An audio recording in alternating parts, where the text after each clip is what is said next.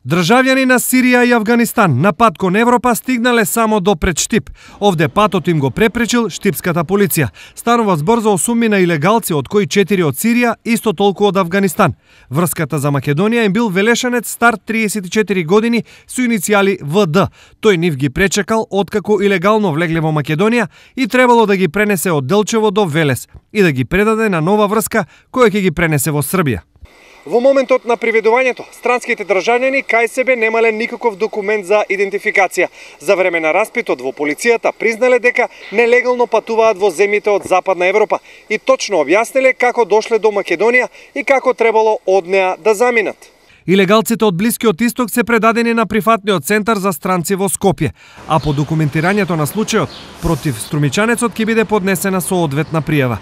Ова е трет случај на приведување на илегалци, откако претходно 40 годишен алжирец беше фатен кај Делчево, а 9 од Бургина Фасо, Ирак и Авганистан кај штипски кривидол.